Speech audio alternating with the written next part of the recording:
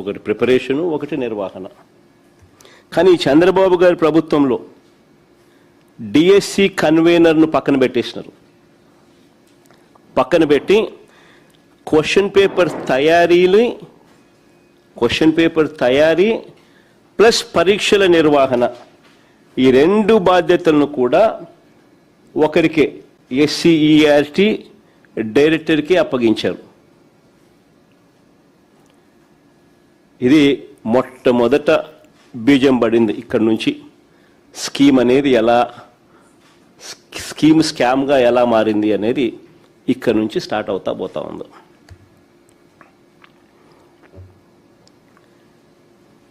DSC పరీక్షల్లోనే పారదర్శకతను దెబ్బతీసినారు. అక్రమాలను ఉద్దేశపూర్వకంగానే ఇక్కడి నుంచి ఆద్యం పోశారు.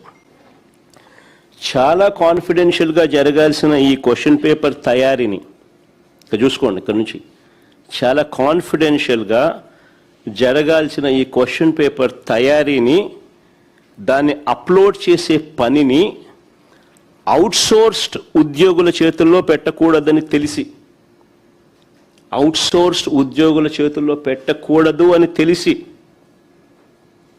తెలిసి అవసరమైతే నేరం ఈజీగా వారిపై వేయచ్చు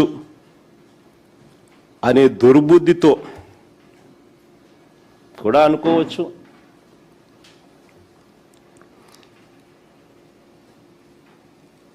ఏకంగా ఈ ప్రక్రియను అవుట్సోర్స్ కాంట్రాక్ట్ ఎంప్లాయీస్తో చేయించారు. ఆశ్చర్యం ఏమిటో తెలుసా?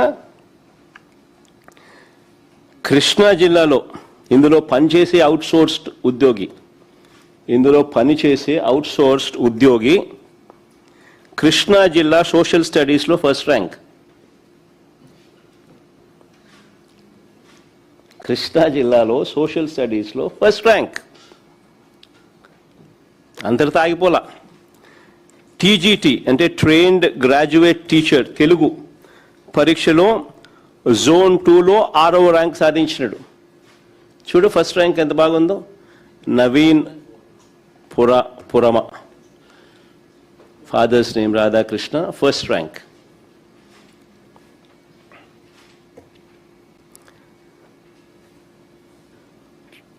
ఫస్ట్ ర్యాంక్ రావడమే కాకుండా TGT trained graduate teacher Telugu పరీక్షలో కూడా జోన్ 2లో 6వ ర్యాంక్ కూడా సాధించాడు. ఒకే వ్యక్తి పరీక్ష నిర్వహణ వ్యవస్థలో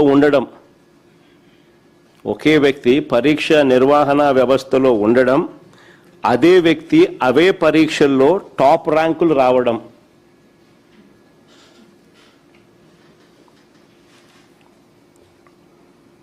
నిజంగా ఇది అతిపెద్ద స్కామ్కు సాక్ష్యం కాదా అని అడుగుతా ఉన్నా.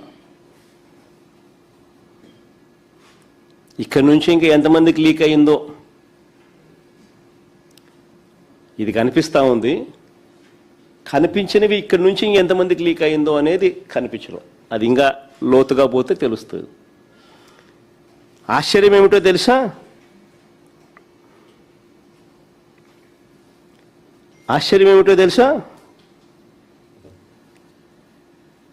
ఒకే వ్యక్తి పరీక్ష నిర్వహణ వ్యవస్థలో ఉండడం, అదే వ్యక్తికి అవే పరీక్షల్లో టాప్ ర్యాంకులు రావడం, ఇది ఒక పెద్ద స్కామ్కు ప్రత్యక్ష సాక్ష్యంగా అవునా కాదా అన్నది ఒకవైపున ప్రశ్నిస్తూ,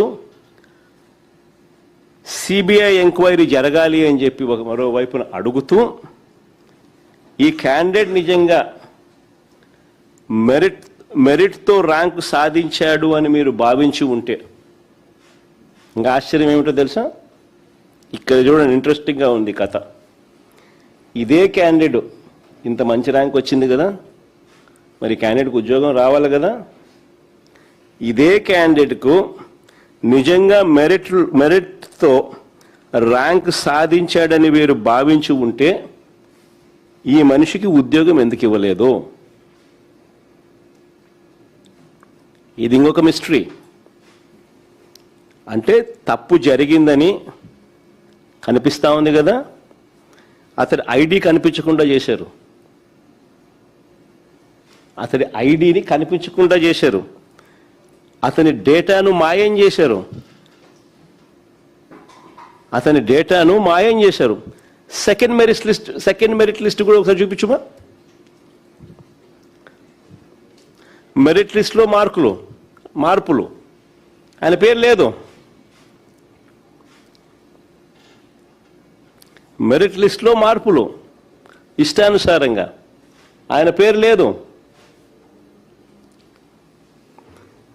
నిజంగా ఈ క్యాండిడేట్ గైనా మెరిట్ ర్యాంక్ సాధించాడని వీరు భావించి ఉంటే ఉద్యోగం ఎందుకు ఇవ్వలేదు అంటే తప్పు జరిగిందనేగా.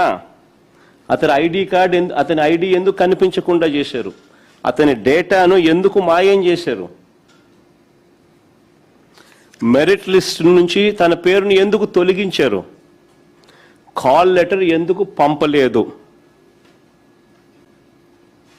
క్వశ్చన్స్ ఇవి. చివరికి ఏం జరిగింది? ఈ మనిషి కోర్టుకు పోయినాడు. నాకెందుకు ఉద్యోగం ఇవ్వలేదు అని.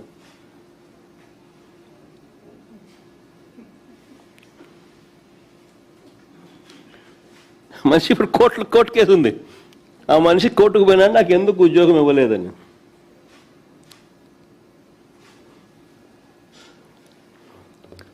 కీలక బాధ్యతలను అవుట్సోర్స్ ఉద్యోగులకు ఇవ్వడం, రెండోది అతడి టాప్ ర్యాంక్ వచ్చిన తర్వాత కూడా పోస్టు ఇవ్వకపోవడం,